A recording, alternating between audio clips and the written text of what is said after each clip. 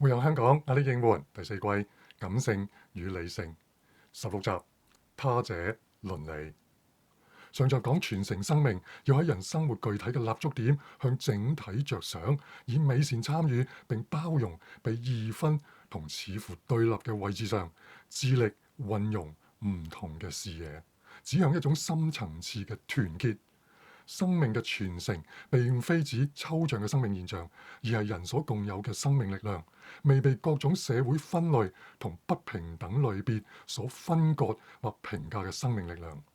當我哋從加達馬比較哲學嘅論述轉向本雅明對日常生活嘅分析同揚升時，我哋會留意到生命傳承喺當代社會嚟講，其實同群眾有關嘅。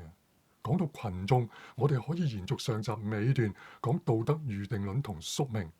意思係當一啲事情發生後，當下可能會叫人氣餒罪疚，但係故事未完，只要唔認命，扭轉乾坤仍然可能。不過連海德格都會抱持一種宿命論，就係講人出生就係邁向死亡，生死係個生命現實。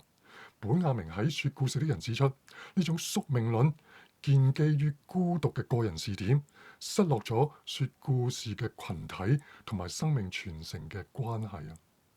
香港近年搞生死教育，照我好有限所知，目的讓人好好面對死亡嘅事實。點解呢？原因現代社會以人生產嘅知識進行管理同埋發展，又以此定義人。喺呢種人為嘅世界，死亡同生活被隔離，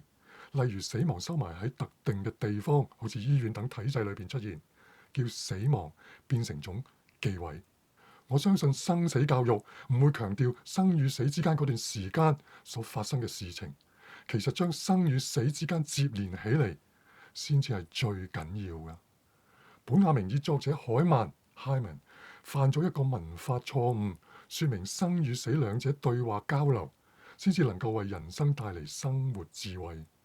海曼咁寫：有個人30歲死去，在他生命的每一點，都是一個死於30歲的人。呢句話清清楚楚，但係海曼用現在時態寫出嚟，意指呢個人由於佢死於35歲，所以佢嗰35年人生裏面，都叫人記住嘅係佢35歲死。當然又會問，點解佢咁早死啦？係咪？人都會過世，重點唔係幾時死，而在乎佢喺人生之中能以傳世，即係為群體留下值得珍重嘅足跡。9七前香港之死嘅講法蔚然成風，大圈仔一早收到，嗱嗱聲喺香港死之前嚟做世界。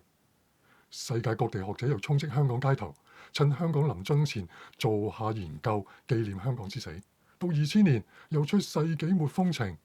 呢次好似只有文學界比較熱鬧，而我就傻下傻下，諗極都唔明玩緊乜。我因為97契機而進修，97就係要喺香港見證危與機，喺香港人中間過生活，就好似本雅明咁寫，所以我在這同你一樣。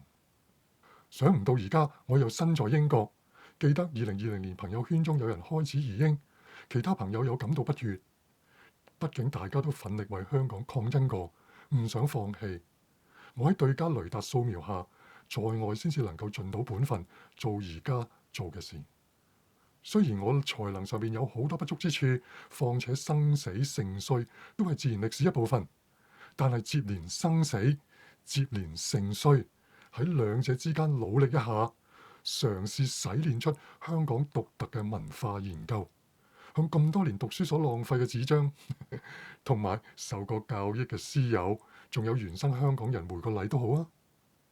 喺我打出嚟嘅廣告裏邊，字裏行間都係香港抗爭仔女嘅面孔同聲音，唯願小漁村大香港喺我哋日常生活裏邊體現到香港人集體生命嘅傳承。今日遇到個報字，大埔嗰個報字，上網查報字指平坦開闊，但又唔係田地，例如水邊沙地、山崗上面嘅草坪，平坦但又未被用作耕種，原因自然資源比較差，例如土質、水利、位置等限制。但係有班人喺條件更惡劣嘅地方嚟到，將佢變成樂土、地靈人傑或者地傑人靈，仲成為全球有數嘅大都會。惡靈、邪惡靈界嘅污物同牛鬼蛇神搞亂、搞破壞，報上居民要裏應外合驅鬼，就得記住盛衰之間嗰一大段日子，大家係點樣將荒地變成桑田啊！高中參加學生運動已經成名嘅本雅明，喺佢嘅文化揚聲一直都以群眾為念，尤其佢晚期嘅大 project 回廊商場計劃，探究大城市群眾嘅無意識。城市群眾唔單止將生死區隔，更加講求即時回報嘅慾望，一見鍾情嘅愛戀，眼望望，慾望被挑動，但係從來唔得到長久嘅滿足，又將刻骨銘心嘅經歷推入無意識中間，失落咗對可見事物以外嘅私益，只剩低短期嘅集體記憶。群眾間嘅友愛作為有機共同體生命傳承嘅基礎，如果唔建基於愛欲，又可以建基喺邊度呢？我哋可以喺日常生活中同香港談戀愛，在港嘅固之然可以咁做，在外嘅港人又不妨嚟個 long 啲啊！在港嘅大可可以重新認識香港，落地行街，認識社區，有朋友帶散步團，據知團團都滿。行山又得，接觸香港自然環境，保育香港都可行。我更加鍾意實地認識香港歷史，趁仲有少少古舊建築或者地標，足以親歷香港人移山填海嘅巨大能量。時勢惡劣，就係同所屬城市拍拖，揾翻集體私益嘅好時間啊！好羨慕在英朋友可以回港，不過佢哋為咗要處理事務而忙碌，好多時唔會揾到時間喺消費同可見現象以外，重新感受下香港對我哋嘅教益。咁嘅話，又可以點樣從個人視點走進群體嘅努力同掙扎裏邊呢？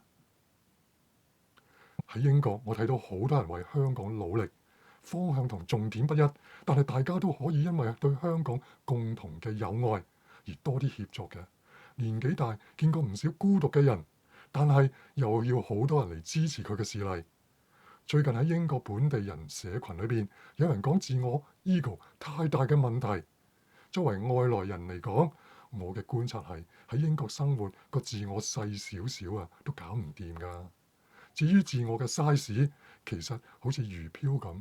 可大可細啊嘛，睇你想升水定係潛水，多啲空氣咪上升咯，少啲就下降咯。總之夠用就得，尤其是唔好影響人，最好當然係幫到人同鼓勵人啦。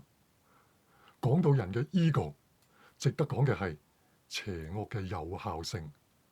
好奇怪，哲學家黑格爾並冇論及邪惡，遑論討論邪惡係乜，同埋點樣對付邪惡。對於以他者倫理而見稱嘅納維洛斯 Levinas 嚟講，推動對他人嘅倫理責任，原因係人都被一種邪惡所纏繞，必須從中被救贖出來。邪惡根據納維洛斯指自同 self-sameness， 以自我嘅想法等要求他者同佢一樣。我比較少講納維洛斯，因為佢嘅思想艱深。當年我睇佢嘅書，睇極都唔明。又唔識法文，連語境都入唔到。後來得到其中一位論文導師指點迷津，叫做碌咗過去啦。當我呼籲大家要做翻主體，唔好下下被動咁做客體，呢個講法嚟自啟蒙同現代理性，由我哋定義自己。而家要好好修正呢種講法，例如喺主體同客體兩極嘅中間地帶，將佢接連起嚟，睇到主體嘅自我並非無中生有，而係來自於外在嘅客體，包括我所講嘅，我哋並冇創造生命，只係將生命承受過嚟。我哋都欠咗生命傳承嘅情。反過嚟，保護生命、保護自身之餘，更保護他者，就係揚升自同性，救贖翻生命傳承啦。喺我哋自我意識裏邊，必須重尋對他者嘅倫理責任。講他者而唔係講他人，因為除咗人類之外，我哋都欠咗外在一切人事物嘅債。因為外在一切叫生命得以傳承下去，講倫理同責任，又俾我哋自由去選擇是否承擔，咁又翻轉頭確認主體嘅主權啦，係咪？呢集係第四季最後一集，休息2星期，12月16日新一季上架，再聚。